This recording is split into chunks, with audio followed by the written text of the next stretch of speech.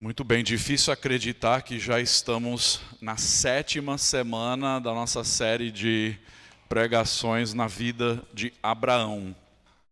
Parece que esses últimos 2 meses têm voado, né? Muita coisa acontecendo, as coisas ao nosso redor estão começando a melhorar um pouco, começando a sentir um pouco de alívio, com as melhoras da pandemia, mas ao mesmo tempo ainda muitas incertezas, muitas dúvidas sobre o futuro, sobre o que Deus está fazendo. E eu espero que essa série de pregações tenha servido para lhe encorajar, para lhe fortalecer, porque eu acredito que a jornada de fé de todo cristão é uma jornada difícil. Em diversos momentos das nossas vidas, nós vamos estar em montanhas ou em vales. O importante é nos apegarmos àquele que estará sempre presente e sempre do nosso lado, seja na montanha ou seja no vale. Então nós estamos estudando a vida de Abraão, seguindo a promessa de Deus. Só temos mais uma semana depois desta semana. E na semana que vem, na verdade, eu acho que é a melhor parte de toda essa história. É um trecho que aponta com clareza para Jesus Cristo e para a vinda da redenção para a humanidade. Então o que nós temos descoberto é que Deus escolheu esse homem Abraão para ser pai de uma grande nação e que por meio daquela nação Deus iria abençoar todos os povos da terra e que um dia eu e você também seríamos abençoados por intermédio dele. Mas antes de ler o trecho hoje à noite, eu vou convidar vocês a abrirem. Primeiro vamos pegar nossa Bíblia, depois a gente vai ler. Pegue sua Bíblia, nós temos uma afirmação que nós temos lido juntos sobre o que nós cremos a respeito da palavra de Deus. É uma declaração simples e você pode acompanhar que vai passar aqui no telão. Então vamos ler de voz alta. Se você quiser segurar sua Bíblia enquanto você lê, eu não posso, que estou com as mãos cheias, mas vamos lá. Diz assim a declaração: esta é a minha Bíblia, ela é a palavra de Deus, é a verdade e não contém erro. Ela tem autoridade sobre todos, em todo lugar e em todo momento. Hoje o meu coração está pronto para se submeter à autoridade de Deus. Por meio de sua graça, aplicarei sua palavra na minha vida. Continuarei alicerçado na verdade de Deus para a sua glória. Eu jamais serei o mesmo, em nome de Jesus. Amém. Hoje nós vamos iniciar o nosso estudo juntos em Gênesis capítulo 20. Então quero convidá-los a abrir suas Bíblias em Gênesis capítulo 20. Muitas vezes quando nós lemos os capítulos na Bíblia, nós não entendemos o quanto tempo se passa. Mas do capítulo 12 até o capítulo 20, mais ou menos 24 anos e pouco se passaram na vida de Abraão. E até então, eles ainda não tinham o filho prometido, depois de 24 anos. Mas antes de chegarmos no cumprimento dessa promessa, nós temos alguns eventos na vida de Abraão e Sara que vão destacar para nós quem Deus é e como ele age com a humanidade. Mas também vão nos mostrar quem nós somos como seres humanos, o quanto nós precisamos da graça e da misericórdia de Deus. Então nós vamos ler Gênesis capítulo 20, são apenas 18 capítulos, então não é muito longo. Diz assim a palavra de Deus: Abraão partiu dali e foi para a terra do Neguebe. Habitou entre Cádiz e Sur e morou em Gerar. Abraão dizia que Sara, a mulher dele, era sua irmã. Então Abimeleque, rei de Gerar, mandou buscá-la. Deus, porém, veio a Abimeleque em sonhos de noite e lhe disse: você vai ser castigado com a morte por causa da mulher que tomou, porque ela tem marido. Ora, Abimeleque ainda não havia se aproximado de Sara e por isso disse: Senhor, matarás até uma nação inocente? Não foi ele mesmo que me disse, é minha irmã? E ela também me disse, ele é meu irmão. Com sinceridade de coração e na minha inocência foi que eu fiz isso. Deus respondeu-lhe em sonho: bem sei que com sinceridade de coração você fez isso. Por isso, impedi que você pecasse contra mim e não permiti que você tocasse nela. Agora devolva a mulher a seu marido, pois ele é profeta, e intercederá por você, e você viverá. Mas se não a devolver, saiba que você certamente morrerá, você e tudo o que é seu. Abimeleque levantou-se de madrugada, chamou todos os seus servos e lhes contou todas essas coisas. E os homens ficaram com muito medo. Então Abimeleque chamou Abraão e lhe disse: o que foi que você fez conosco? Em que foi que pequei contra você para que você trouxesse tamanho pecado sobre mim e sobre o meu reino?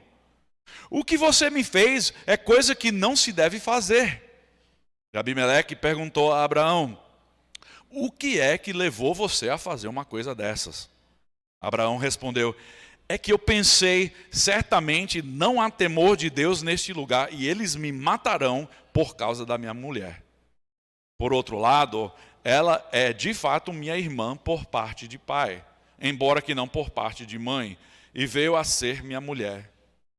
Quando Deus me fez sair da casa de meu pai para andar errante por aí, eu disse a ela: este é o favor que você me fará. Em todo lugar para onde formos, você dirá que eu sou seu irmão. Então Abimeleque tomou ovelhas, bois, servos e servas e os deu a Abraão e lhe devolveu Sara, sua mulher. Abimeleque disse: a minha terra está diante de você, more onde melhor lhe parecer.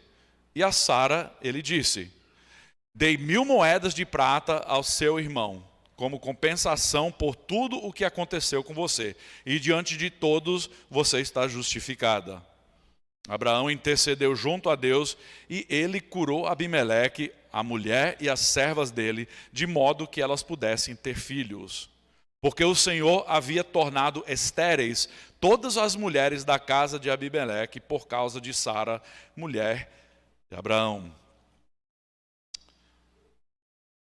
Um dos aspectos mais frustrantes da vida cristã é a nossa luta constante com o pecado. Não sei se essa é a sua realidade, mas certamente é a minha experiência.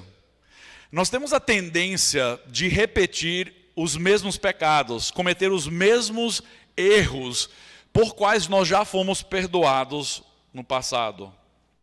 E muitas vezes, mesmo sabendo o que é certo, nós acabamos caindo nos velhos hábitos, nas velhas armadilhas, quando nós encaramos circunstâncias difíceis na vida. E muitas vezes esses hábitos, esses pecados, refletem as nossas dúvidas e a nossa fé pequena, ou até mesmo a nossa falta de fé nas promessas de Deus. Até mesmo Abraão, o pai da fé, o pai da nação de Israel, o pai da nossa fé também, até ele, quando enfrentando diversas circunstâncias difíceis, caiu em velhos pecados, velhos hábitos. Frequentemente, ao invés de confiar na promessa de Deus e nas bênçãos que Deus havia lhe proferido, de lhe dar terra, de lhe dar descendentes, de lhe dar bênção após bênção, ele caía na velha desculpa de que talvez iriam me matar, ou talvez algo acontecesse contra mim, então eu agi dessa forma. Mas novamente Deus, na sua grande misericórdia, na sua graça, ele chega do lado de Abraão e ele usa até aquela experiência dolorosa e errada de Abraão para levá-lo de volta aos caminhos certos e ao cumprimento da sua promessa. Porque a verdade é que Deus é maior do que o nosso pecado. Deus é maior do que os nossos erros cometidos. E Deus nunca é pego de surpresa quando nós erramos. Deus sabe de todas as coisas e Ele permanece fiel às suas promessas. Ele permanece fiel à sua palavra. Então hoje à noite, Deus aproveita esse erro, esse pecado de Abraão para reafirmar a sua promessa, mas também para demonstrar a sua fidelidade em proteger cada detalhe da promessa que já havia feito 24 anos antes. Na história dessa semana, nós vamos observar como Deus protegeu e valorizou sua própria palavra de tal forma que a sua promessa veio a ser cumprida na vida de Abraão e ainda nos dias de hoje. Então o que nós vamos ver é um esboço muito simples hoje à noite. Talvez você recebeu um esboço na entrada hoje à noite. Mas o esboço se trata dos 3 componentes ou 3 aspectos da promessa que Deus fez a Abraão. Deus protege a promessa de descendentes. Deus também vai proteger a promessa de terra. E Deus, por consequência, também vai proteger a promessa de bênção que Ele havia dado a Abraão.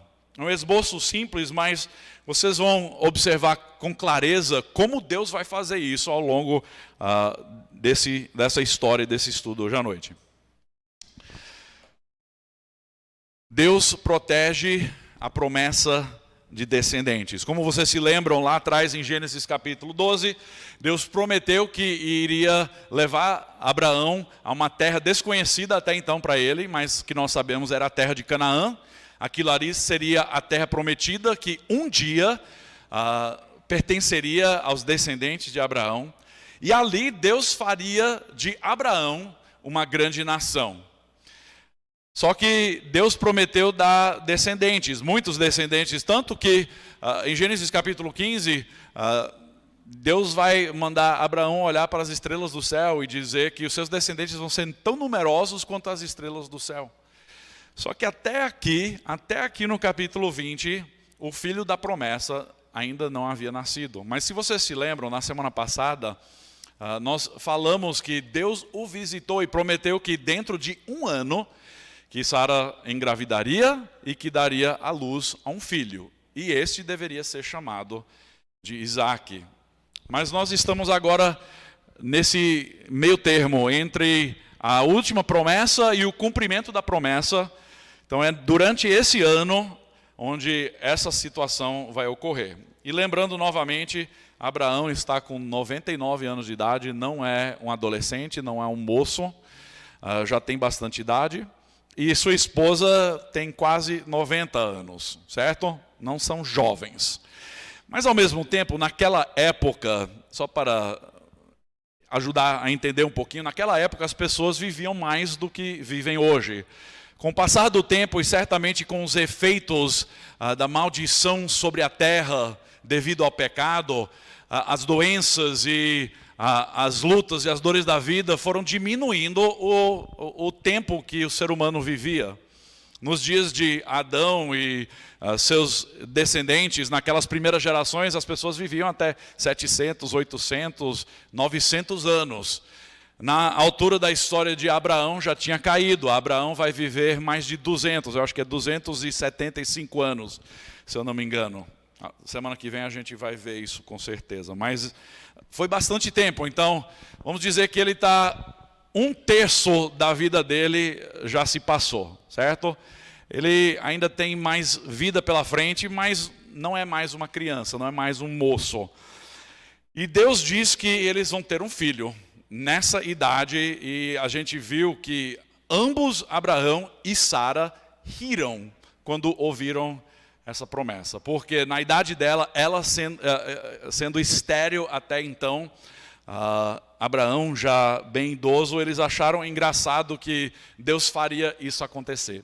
Eu não acho que a risada era devido à dúvida, mas risada devido ao quão ridículo era na mente deles, na idade deles, terem um filho.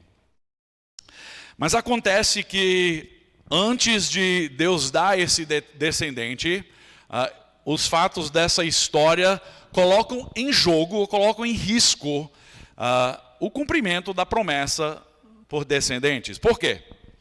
O mesmo erro vai acontecer. A recaída de Abraão. Versículo 2, Abraão dizia que Sara, a mulher dele, era sua irmã. Isso nos lembra no capítulo 12, quando Sara, ainda Sarai, era chamada Sarai, e Abraão, ainda chamado Abrão, eles desceram até o Egito devido à fome que tinha em Canaã. E lá no Egito eles falaram que Sarai era sua irmã. Por isso Faraó a tomou para si, e Deus ali também entrou na história, entrou na situação e resgatou Sarai e até puniu a casa de Faraó, mesmo ele tendo tomado ela sem saber que ela era a esposa de Abraão. O que acontece aqui é, podemos dizer, a recaída de Abraão. Abraão sabia que não era certo. E tem muitas pessoas que vão dizer, mas espera aí, ainda não havia sido dado a lei de Moisés, correto? Então como é que ele ia saber que era errado mentir? Como é que ele ia saber que era errado enganar outra pessoa?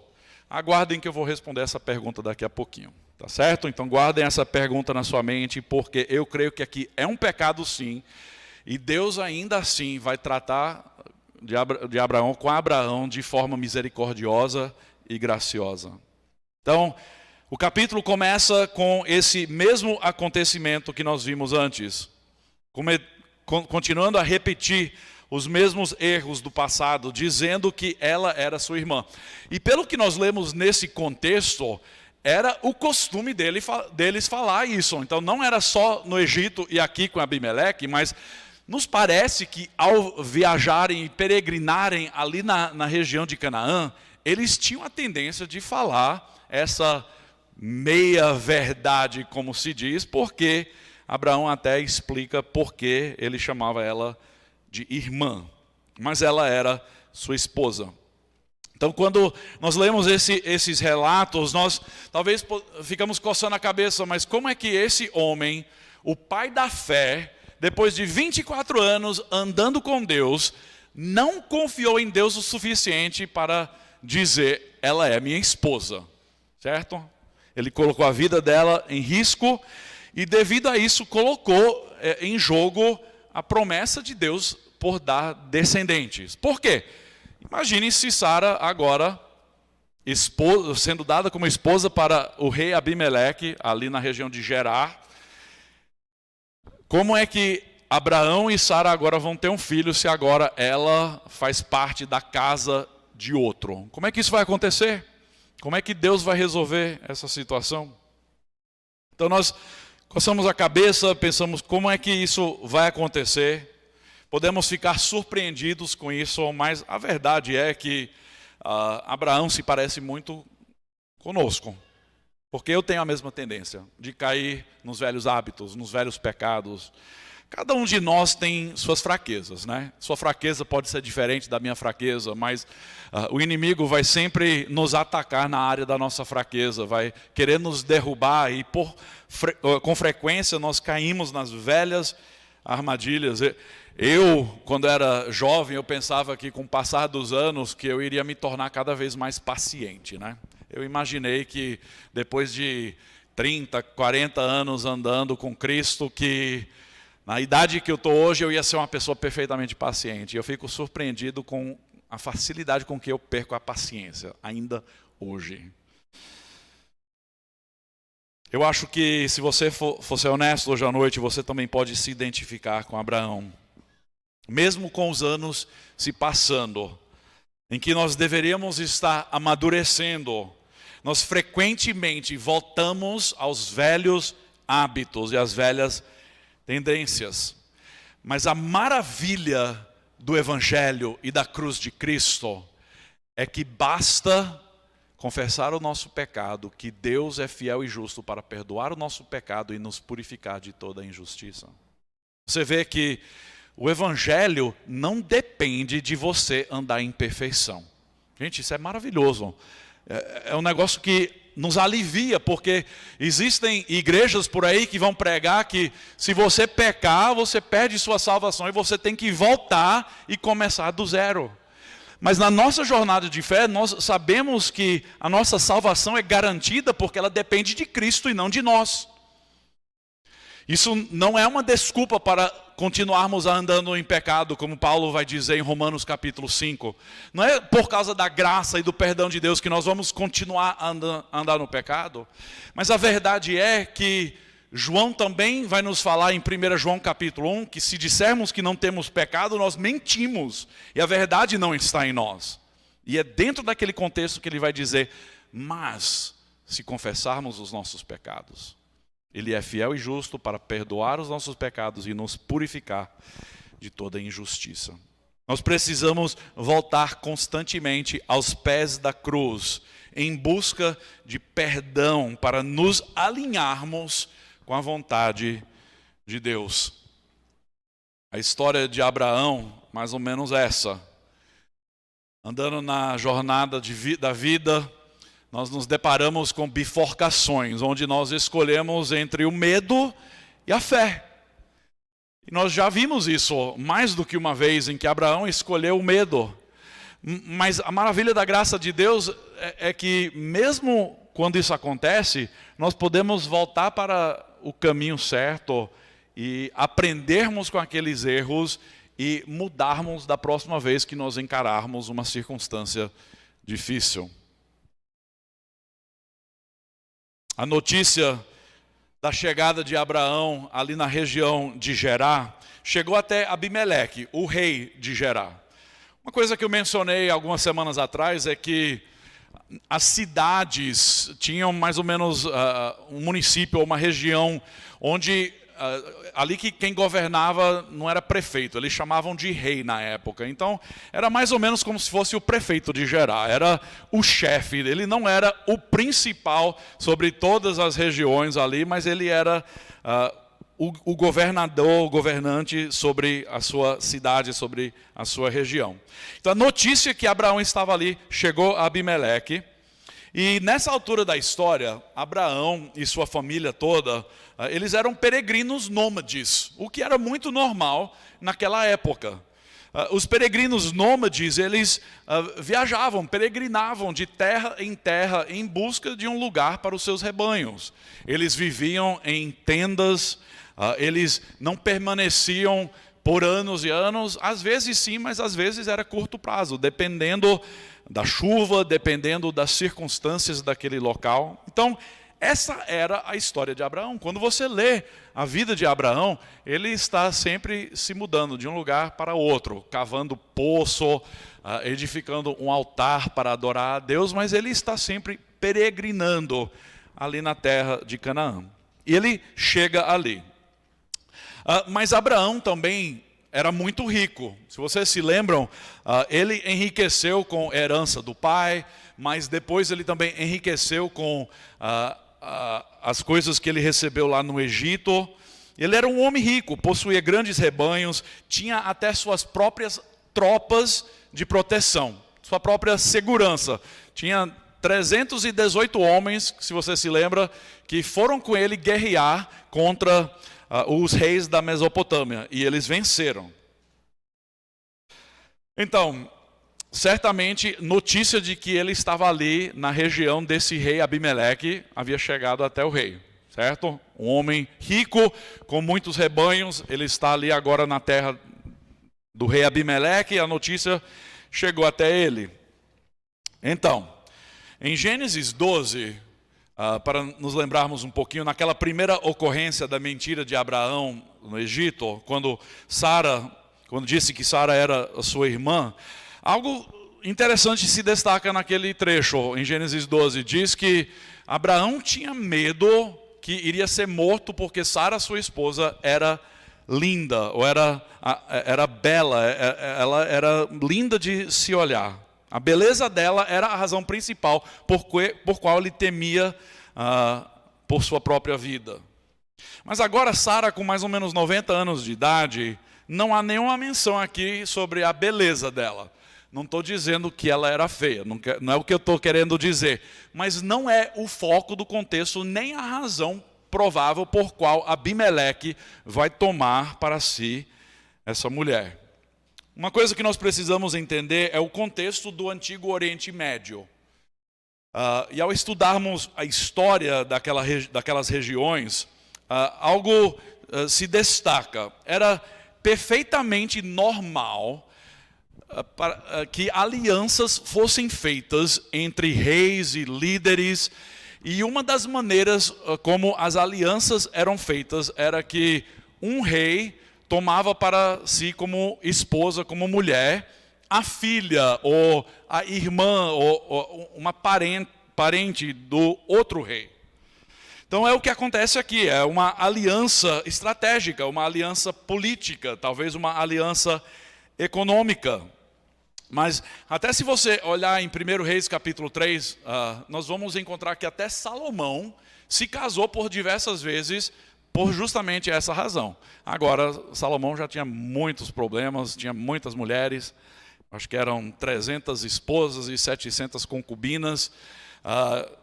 Eu tenho dificuldade com só cuidar de uma mulher, eu não imagino 1000. Mas, só para dar o contexto de que é muito normal naquela cultura de que alianças fossem feitas e os casamentos iriam assegurar proteção, iriam assegurar que aquele rei agora vai cuidar de mim, eu vou cuidar dele, porque agora nós somos parentes, certo? Então, fazia perfeito sentido. Então, Abimeleque fez justamente isso, ele tomou para si Sara, e ele deitou para dormir uma certa noite e ele teve um sonho. Diz assim: Deus respondeu-lhe em sonho: bem sei que com sinceridade de coração você fez isso. Fez o quê? Tomou Sara para si, né? Por isso impedi de que você pecasse contra mim e não permiti que você tocasse nela. Imagine se Sara houvesse engravidado por parte de Abimeleque. O que aconteceria com a promessa de Deus? Então o que nós encontramos aqui é que mesmo com o erro, com o pecado de Abraão, Deus entra na história. Ele vai proteger essa promessa de descendentes. Ele vai chegar a Abimeleque por meio de um sonho e vai dizer, ou vai acusá-lo, né, de ter tomado para si Sara, a esposa de Abraão. Mas Abimeleque, ele se defendeu. Ele se defendeu baseado até naquilo que Deus vai falar aqui. Bem sei que com sinceridade de coração você fez isso. Abimeleque não tinha a menor noção de que Sara era a esposa de Abraão. Então Abimeleque, ele vai responder a Deus fazendo um apelo. E isso vai até nos parecer um pouquinho com o apelo de Abraão que nós estudamos na semana passada. Vocês se lembram como Abraão ele fez um apelo pela cidade de Sodoma e Gomorra, porque Deus iria destruir por completo aquela região devido ao pecado. E Abraão fez um apelo baseado em duas coisas. Vocês se lembram quais foram as duas coisas? O apelo de Abraão se baseou em duas coisas: a justiça e o juízo de Deus. Interessante, aqui um rei incrédulo também vai fazer um apelo a Deus baseado na sua justiça. E qual é o apelo que ele vai fazer? O apelo que ele vai fazer é: com certeza o Senhor não iria destruir uma nação inocente, né? Está mais ou menos dizendo para Deus: eu tenho certeza que o Senhor não iria fazer isso. O Senhor não iria destruir uma nação inocente. Versículo 4. Matarás até uma nação inocente? O apelo dele está baseado na justiça de Deus, mas também na sua própria integridade. Ele teve um discurso com Deus ali naquele sonho. Ele disse: Senhor, eu não fiz isso de propósito, eu não sabia. Abraão falou que era a sua irmã, então ele teve até um diálogo com Deus nesse sonho. E é uma pergunta que ele vai fazer: Senhor, matarás até uma nação inocente? É uma pergunta que nos parece com a pergunta que Abraão fez na semana passada. Senhor, o Senhor vai matar ou vai destruir a cidade de Sodoma e Gomorra, mesmo tendo ali pessoas justas? Vai matar as pessoas justas com as pessoas iníquas? E Deus falou aqui naquele diálogo com Abraão: se tiver 50, eu não destruo. Se tiver 45, se tiver 40, aí chegou até 10, nem 10 tinha. Então Deus destruiu a cidade, mas ele resgatou a família de Ló, o sobrinho de Abraão. Então, o interessante aqui, quando Abraão vai se defender baseado na sua própria integridade, esse versículo onde ele vai falar sobre a sua própria inocência, né? Eu não fiz nada errado, eu sou inocente. É uma palavra muito interessante, porque é uma palavra que Deus usou quando exortou Abraão, vários capítulos anteriores. Veja aqui no versículo 5. Não foi ele mesmo que me disse, é minha irmã, e ela também me disse, ele é meu irmão, com sinceridade de coração, e na minha inocência é que eu fiz isso. Essa palavra inocência pode ser traduzida como integridade, na minha retidão, e nos leva a pensar sobre quando Deus exigiu de Abraão, em Gênesis capítulo 17, versículo 1, ande na minha presença e seja perfeito, ou seja, íntegro. É a mesma palavra, inocente, perfeito, íntegro.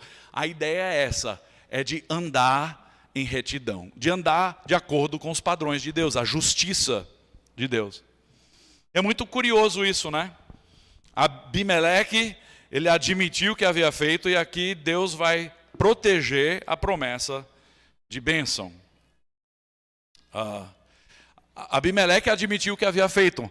E é interessante nós entendermos outra coisa sobre o contexto da cultura da época. Tem muitos que pensam, puxa, como é que ele ia saber que era errado tomar a mulher de outro, né? Como é que ele ia saber isso, se ele era um homem incrédulo? Mas a verdade é que quando você estuda leis e códigos civis de culturas daquela época, ainda existem alguns traços dessas leis, nós descobrimos que o adultério era algo proibido e até punível pela lei em muitos lugares, não apenas no povo de Deus. Então Abimeleque tinha uma noção de que isso era errado, era algo que não devia se fazer. Então Deus vai proteger também a promessa de bênção. Ele vai proteger essa promessa de bênção porque um povo que abençoa a Abraão é um povo que vai ser abençoado. Não é verdade? Vocês se lembram da promessa que Deus fez? Todo aquele que amaldiçoar também será amaldiçoado, mas quem abençoar será abençoado. Abimeleque corria um grande risco nessa circunstância de ser destruído, de ser morto, devido a um fato desconhecido por ele mesmo, devido a ter feito algo sem saber que ela era a sua esposa. Então Deus vai proteger essa promessa. Nos versículos 8 a 18 isso vai ficar evidente. O que nós encontramos aqui é algo que se encontra em muitas novelas dos dias de hoje, é um triângulo, né? A gente chama de triângulo amoroso, onde há uma amante ou outra pessoa envolvida. E a intervenção de Deus é que ele não vai permitir que esse triângulo continue, porque imagine as consequências se Deus não houvesse agido. Abraão poderia muito bem ter sido morto também, quando descoberto que ele era o marido dessa mulher. Mas Abimeleque, no diálogo com Deus, ele admitiu o que havia feito. Mas ele fez esse apelo a Deus baseado na justiça de Deus e na sua própria integridade, como nós já vimos anteriormente. Mas Deus vai reconhecer essa integridade, mas ao mesmo tempo Deus vai colocar ele à prova. E a prova vai ser a seguinte: agora devolva a mulher a seu marido, pois ele é profeta e intercederá por você e você viverá. Por quê? Deus amaldiçoou Abimeleque e toda a sua casa. A gente vai até ver que as mulheres da sua casa ficaram estéreis pela mão poderosa de Deus, mas Deus também amaldiçoou de tal forma que eles iriam morrer, que Abimeleque iria morrer. Mas se ele obedecesse a Deus, devolvendo Sara a Abraão, Abraão iria interceder por Abimeleque e Deus restauraria a vida dele e de todos ali da sua casa. Mas se não a devolver, saiba que você certamente morrerá. Você e todos da sua casa. Imagine o peso na mente e no coração de Abimeleque. E é interessante isso, porque um homem incrédulo, tendo um diálogo com Deus, nos mostra que é Deus quem levanta e quem derruba reis, presidentes, governadores. É Deus quem controla. Muitos de nós ficamos desesperados ao olharmos para a política ao nosso redor e muitas vezes a gente pensa como é que Deus está no controle das circunstâncias quando tal partido político está no poder. Como é que Deus pode estar no controle das coisas quando alguém tão incrédulo, alguém tão mau está no controle do governo?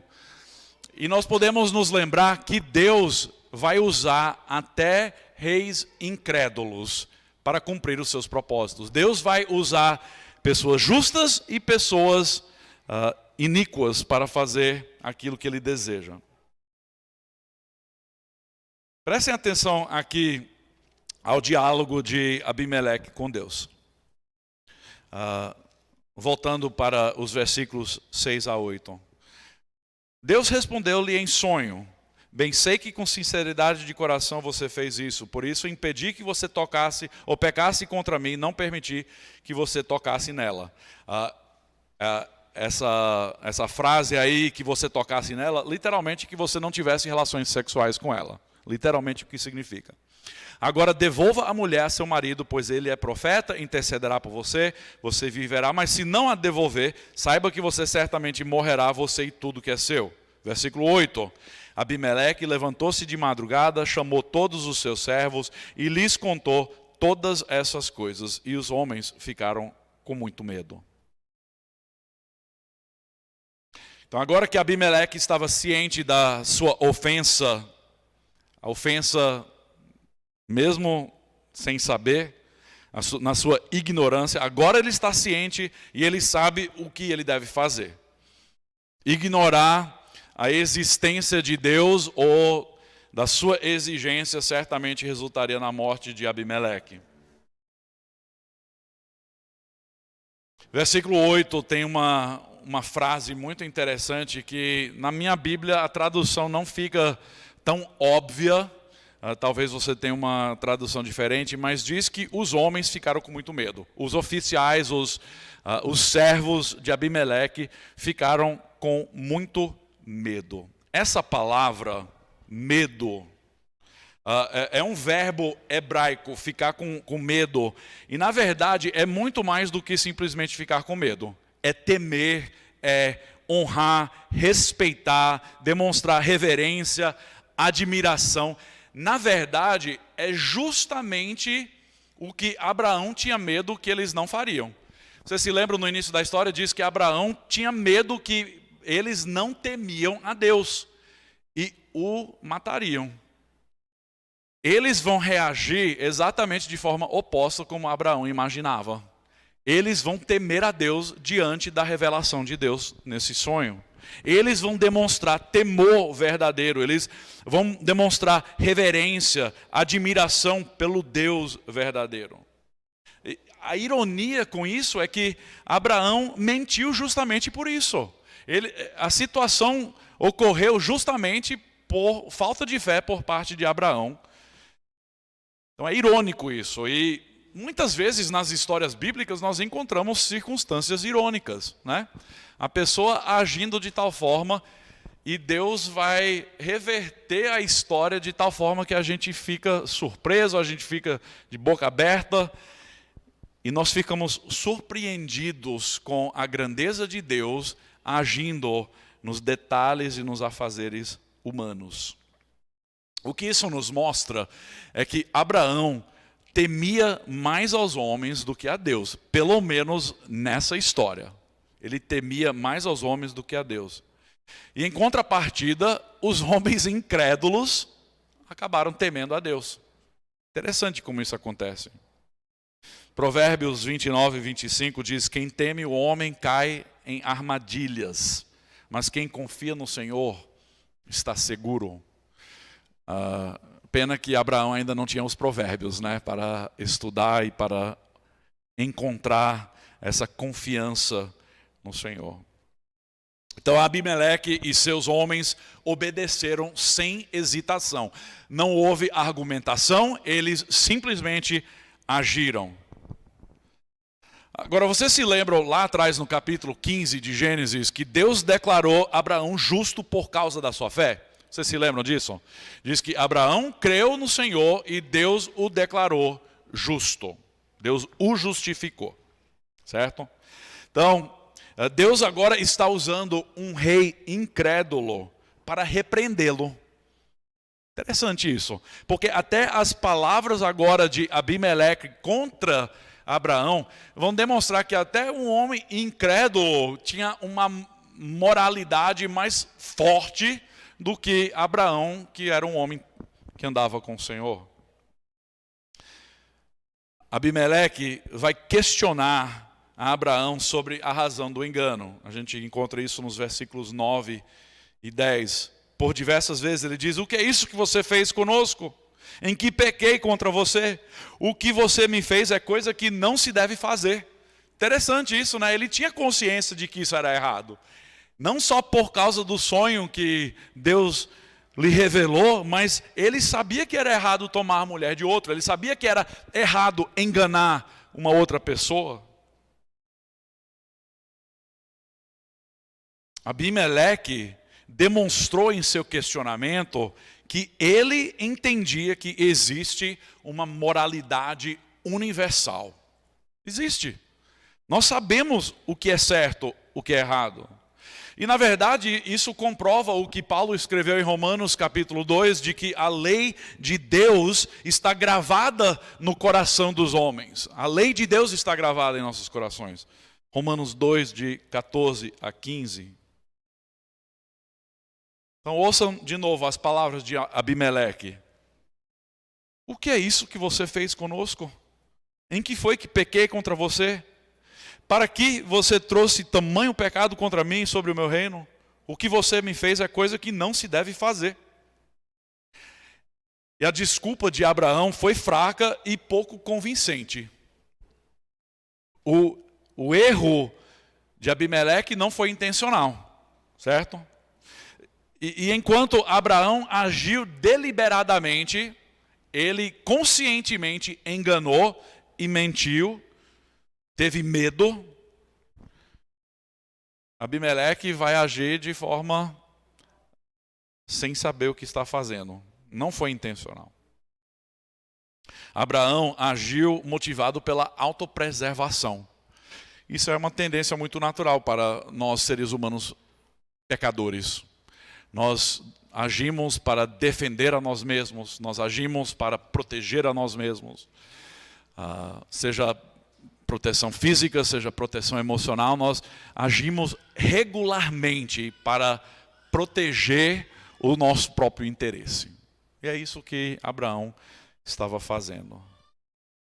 Ele, pensando que Abimeleque o mataria, considerou que o povo de Gerar não era um povo temente a Deus, que provavelmente não respeitavam a vida humana, e Deus usou o homem incrédulo para repreender Abraão com suas palavras, enquanto Abraão deveria saber melhor, ele deveria ter agido diferente, e ele deveria ter andado em integridade como Deus o exortou em Gênesis 17. Mas Abraão continuou tentando justificar sua mentira. Não só pensando que eles iriam matá-lo, mas ele tentou aí explicar, mas na verdade Sara é minha irmã por parte do pai, né? Então você pode pensar, mas esse tipo de relacionamento não era proibido? Você casar com uma meia-irmã? Até então não. Nessa altura da história bíblica, não havia ainda a lei mosaica, porque é apenas ali na lei de Moisés, em Levítico e Deuteronômio, onde Deus vai dizer que você não pode casar com a mulher do seu pai, ou com a filha do seu pai, ou da sua mãe. Então Abraão era casado sim com sua meia-irmã, por parte de pai. Mas o que isso nos mostra é que o engano não é simplesmente as palavras que você comunica, mas é a intenção do seu coração. Porque a intenção de Abraão era de enganar, certo? A intenção era de enganar, de levar o rei de Gerar a não saber que ela era a sua esposa. Então ele estava se justificando, mas nós sabemos isso que é uma justificativa vã ou sem fundamento. Então, o que é que acontece na história? A história nos mostra que depois dessa interação, Abimeleque poderia muito bem ter rebatido a desculpa boba de Abraão, mas ele não faz isso. Em vez disso, ele vai devolver Sara a Abraão e, além disso, ele vai também dar uma recompensa, né? A gente fica meio estranhado com isso, porque como é que ele agora, tendo sido enganado, correndo risco de morte, ele vai abençoar o homem que lhe enganou? Mas é justamente isso que acontece na história. Ele vai abençoar Abraão com ovelhas, bois, servos, servas, vai devolver Sara a ele. Versículo 15 vai dizer que ele permitiu que Abraão continuasse a peregrinar ali na sua própria terra. A Sara ele vai dar 10.000 moedas de prata como compensação pelo que aconteceu com ela. E a gente fica coçando a cabeça, mas como é que esse homem reagiu dessa forma? Um homem incrédulo, mas um homem que demonstrou ser temente a Deus. Quando Deus se revelou a ele, ele acabou abençoando a pessoa que ele havia enganado. A verdade é que o rei sabia, por Deus ter lhe dito, que ele precisava que Abraão intercedesse por ele. Por quê? Porque Deus disse: Abraão é meu profeta, você precisa que ele interceda por você, para que você e sua casa sejam curados, para que vocês não morram. Então, lembrando o que Deus havia dito, Abimeleque fez tudo isso. Devolveu Sara, deu presentes generosos, convidou Abraão a permanecer ali na terra. E em seguida, Abraão intercedeu por Abimeleque, versículo 17, e nos mostra que Deus curou Abimeleque, a mulher, suas servas, de modo que até então, por causa da maldição de Deus, elas não podiam ter filhos, mas Deus agora permitiu que elas pudessem. Então, uma história muito, muito curiosa. Por que é que uma história dessa vai aparecer na narrativa da vida de Abraão? Eu creio que é para nos mostrar quem é o ser humano e quem é Deus. Exatamente o que nós começamos na primeira semana examinando. Porque a tendência em muitos casos é de olharmos para essas histórias e exaltar o ser humano e dizer: vamos ser mais como Abraão, que tinha fé, que era íntegro, que fazia isso ou que fazia aquilo. A gente vê histórias como a história de Davi e Golias e a gente pensa: nós precisamos ser como Davi, né? Nós precisamos ser corajosos, ter grande fé. Mas nós precisamos tomar um passo para trás e dizer: qual é o propósito por qual Deus colocou essa história na sua palavra? E eu não creio que é simplesmente para nós imitarmos a conduta dos personagens que aparecem ali. Mas é para nos mostrar que nós somos como eles, pessoas quebradas, imperfeitas, carentes da graça de Deus. E esse Deus soberano, misericordioso e gracioso, ele entra na história quando as coisas parecem estar fora do controle, quando não há mais solução. Deus entra na história e, a despeito do nosso pecado e dos nossos erros, Deus responde com graça, com restauração, e Deus vai proteger a sua própria fama. Deus vai proteger o seu próprio nome. Então a narrativa desse capítulo termina com a intervenção de Deus.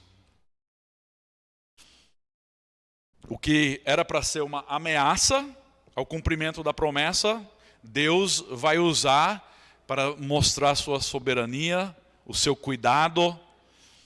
Então, se dependesse de Abraão e Sara, certamente a promessa não teria se cumprido. Porque não é a primeira vez que eles tentaram fazer outra coisa, né? Nós vimos já como eles tentaram ter um filho por meio da serva Agar e não por parte de Sara. Se dependesse deles, a promessa de Deus não se cumpriria. Pois eles falharam com regularidade. A promessa apenas se cumpriu por causa da graça de Deus. Deixa eu agora terminar com o último ponto da história, que é a proteção da promessa por terra, por dar terra. Vocês se lembram que é descendência, bênção, terra, são os 3 componentes da promessa de Deus.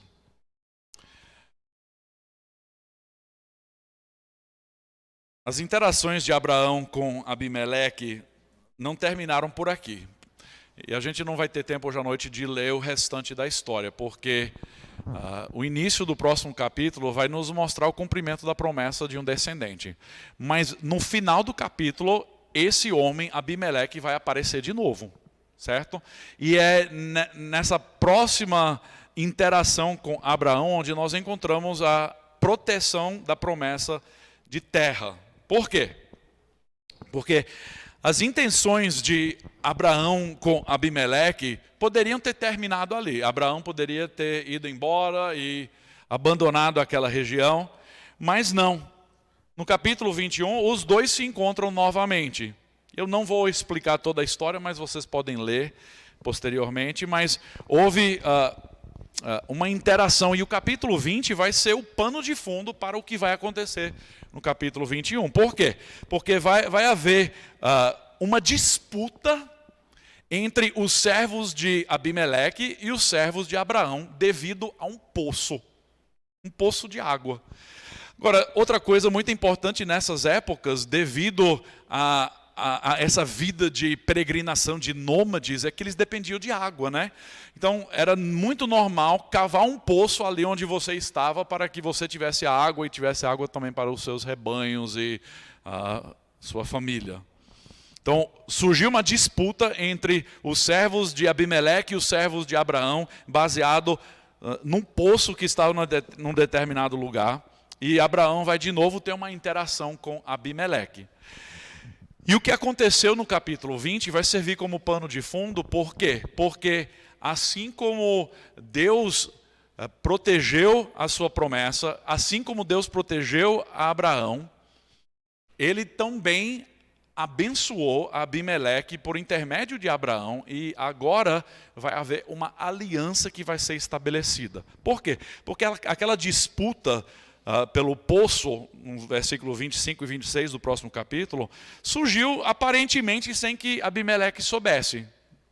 Ele tomou conhecimento, se encontrou com Abraão, os dois tiveram um diálogo, e ele agiu de forma favorável com Abraão. Eles estabeleceram ali uma aliança para que Abraão pudesse permanecer ali naquela região, sem medo de ser atacado, sem medo de ter um poço tirado de si, mas Deus vai proteger essa promessa e vai dar a Abraão o privilégio de permanecer ali. Então a história vai concluir, essas duas partes da história vão concluir com uma demonstração clara da fidelidade de Deus, a despeito do pecado de Abraão. E uma coisa notável nessa aliança que Abimeleque fez, ele disse: tratará a minha terra em que você tem morada com a mesma bondade com que eu tratei você.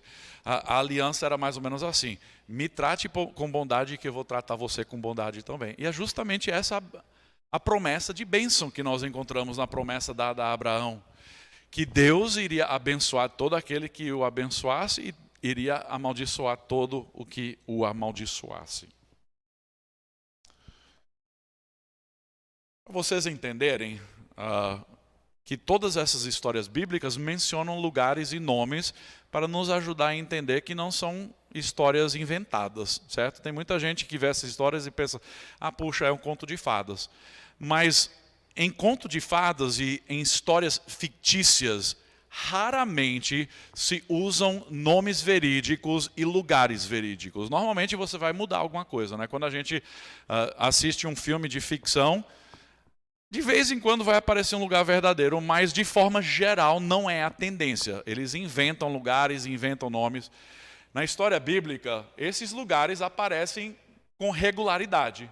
Abraão, tendo chegado aqui nessa região, ele vai passar por toda essa região aqui, vai fazer um altar em Betel, ele vai ficar nessa região por um tempo, depois ele desce até Manré, depois até Gerar, Berseba, e ele vai ficar aqui peregrinando por sua vida inteira, para o resto da sua vida. E a história da fidelidade de Deus com Abraão, essa história da fidelidade de Deus é contada dentro do contexto de peregrinação. No Antigo Oriente Médio, a palavra peregrinar descrevia a atividade de um viajante se deslocar para um lugar estranho, um lugar estrangeiro. Ele era um forasteiro. E os peregrinos nômades, que ainda existem em muitas dessas regiões do mundo hoje, os peregrinos nômades entravam na terra estrangeira, onde não tinha nenhuma conexão familiar, certo? Eles não conheciam ninguém. Eles precisavam fazer parcerias e alianças e tentar conhecer o povo ali daquela região para viver em paz. E era essa a tendência. Mas esse conceito de peregrinação descreve a vida de todos os patriarcas no restante do livro de Gênesis. Nós vamos estudar esses patriarcas ao longo do ano. E é importante para nós entendermos que essas peregrinações também relatam a jornada de fé desses patriarcas, andando com Deus. Às vezes errando, às vezes agindo corretamente, mas Deus sempre permanecendo fiel e cuidando da sua promessa. Eventualmente, a peregrinação de Abraão vai se tornar sinônimo com uma vida de fé. Isso a gente vai ver em Hebreus, capítulo 11, versículos 8 e 9. Se torna sinônimo de uma fé daquele que está vagueando e não ainda ter alcançado a terra prometida, de não ainda ter chegado no destino final.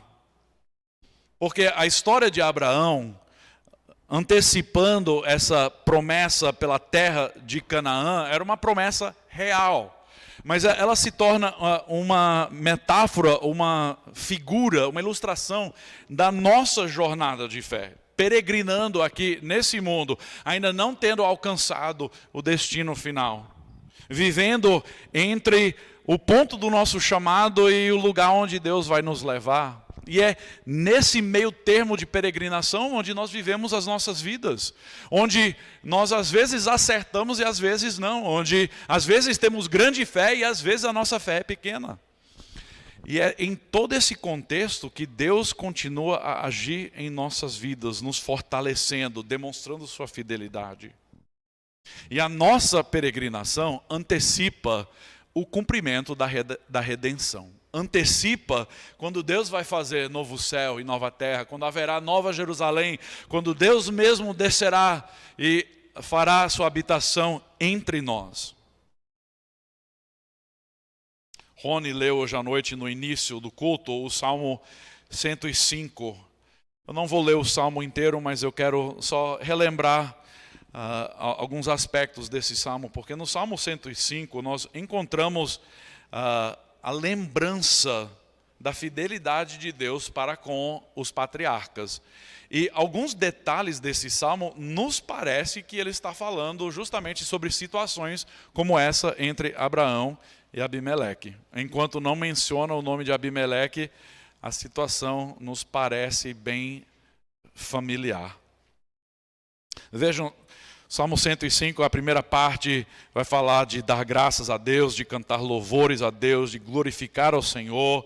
Aí ele vai dizer por quê? Porque Ele é o nosso Senhor, porque Ele se lembra da sua aliança, da aliança que fez com Abraão, versículo 9, o qual confirmou a Jacó, versículo 11, dizendo, lhe darei a terra de Canaã. Mas veja aí, versículo 12. Quando eles ainda eram pequeno número, pouquíssimos e estrangeiros na terra de Canaã, quando andavam de nação em nação, de um reino para outro reino.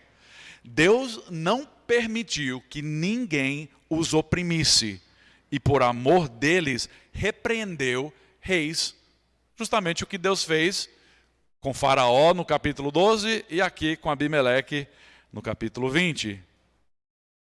Dizendo: não toquem nos meus ungidos, nem maltratem os meus profetas.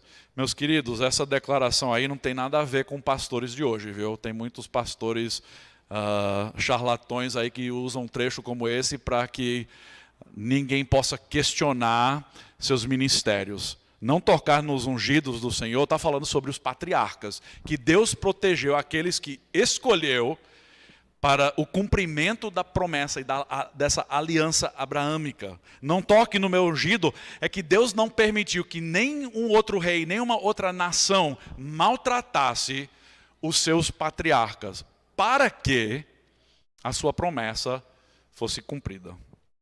O que nós encontramos nesse salmo são relatos de situações como essa situação de Abimeleque e Abraão. E o salmista reflete na providência de Deus, na fidelidade de Deus, e o resultado é adoração.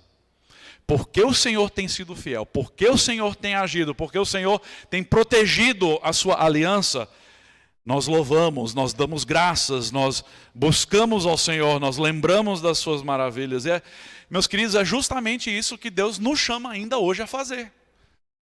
Devido à sua fidelidade, ao seu cuidado e à sua soberania, a nossa resposta deve sempre ser adoração, gratidão, porque Deus está no controle de todas as coisas.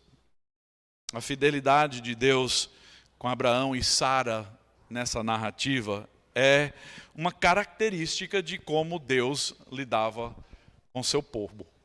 Ele lembra-se perpetuamente da aliança, da palavra que empenhou por 1000 gerações, da aliança que fez com Abraão e do juramento que fez com Isaac. Meus queridos, Deus não se esquece, nunca. Ele se lembra até por 1000 gerações. Isso é uma expressão para dizer que ele nunca esquece. Ele sempre se lembra da sua palavra.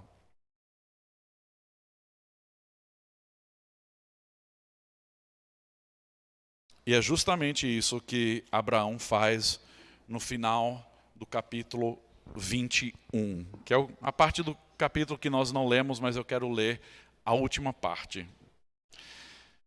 Porque Abraão respondeu exatamente como o salmista. Diante da fidelidade de Deus, ele adorou. Em Gênesis 21, versículo 33, diz que Abraão plantou uma tamargueira em Berseba, outra cidade que estava ali naquele mapa, e invocou ali o nome do Senhor, o Deus eterno. Esse nome é El Olam, e significa que Deus é eterno, que ele permanece de geração em geração. Se vocês se lembram, os nomes e títulos que Deus usa para se revelar são significantes. E nas histórias desses patriarcas, Deus vai usar nomes para mostrar algo sobre sua própria pessoa. Vocês se lembram do El Shaddai, o Todo-Poderoso? El Elyon, o Deus Altíssimo. Yahvé Adonai, o Soberano Senhor. E hoje, El Olam, o Deus Eterno.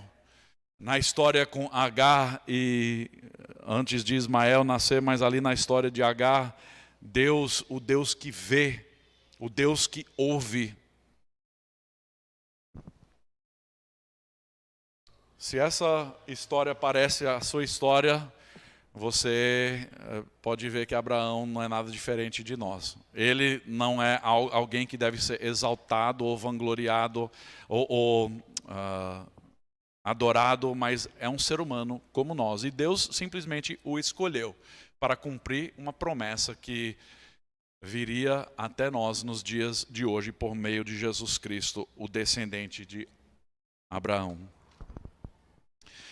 Meus queridos, eu não sei onde você está hoje na sua jornada de fé, no seu andar com Deus, mas em momentos de incerteza, de dificuldade, é muito fácil cairmos nos velhos pecados, nas velhas tentações, nos velhos hábitos, mesmo quando nós sabemos que é errado. Quando Abraão novamente se encontrou numa situação ameaçadora, ele voltou e pecou, mentiu, enganou. Mas Deus cuidou de Abraão, cuidou de Sara, protegeu a promessa. Deus o livrou da bagunça que ele causou. E assim Deus cumpriu a promessa de dar a Abraão e a Sara um herdeiro, que nós vamos ver na próxima semana. Meus queridos, isso deve nos encorajar. Você não deve sair daqui hoje à noite desanimado porque, puxa, eu erro muito mesmo, eu caio sempre nos meus pecados. Não, isso deve lhe encorajar e lhe motivar, sabendo que até os grandes heróis da fé também tropeçavam, também tinham pequena fé. Quando nós encaramos a tentação de cair nos velhos pecados, nós precisamos lembrar da morte de Jesus Cristo e lembrar que isso garantiu para nós o poder de vencer o pecado. Por causa do sacrifício de Cristo e do auxílio do Espírito Santo que habita em nós, nós podemos confiar nas promessas de Deus e encarar toda oposição e toda incerteza. Por quê? Porque Deus é fiel. Nada mais. Oremos. Senhor Deus, muito obrigado novamente por nos lembrar o quão longe nós estamos do alvo, mas ao mesmo tempo o quão perto de nós o Senhor está. De nos lembrar que o Senhor é fiel em cumprir a tua promessa, mesmo quando nós somos infiéis. Que o Senhor é justo, mesmo quando nós pecamos. Que o Senhor é santo, mesmo quando nós distanciamos do teu plano perfeito. Ó Deus, que essas histórias possam abrir os nossos olhos e nos trazer novamente aos pés da cruz para clamarmos por perdão, por restauração, para que vivamos uma vida de comunhão plena com o Senhor. Senhor, fortaleça a nossa fé, tanto individualmente como corporalmente, como igreja. Ó Deus, que venhamos a ser cada vez mais parecidos com Cristo, e possamos confiar em Ti, ó Deus, e ao peregrinarmos nesse mundo, ó Deus, que nós possamos olhar para Cristo, o autor e consumador da nossa fé, sabendo que o Senhor ainda está agindo e que a redenção ainda não concluiu e o Senhor ainda vai restaurar todas as coisas. E é nessa esperança, ó Deus, que nós terminamos hoje à noite te louvando e te exaltando, porque Tu és fiel, Senhor. Amém.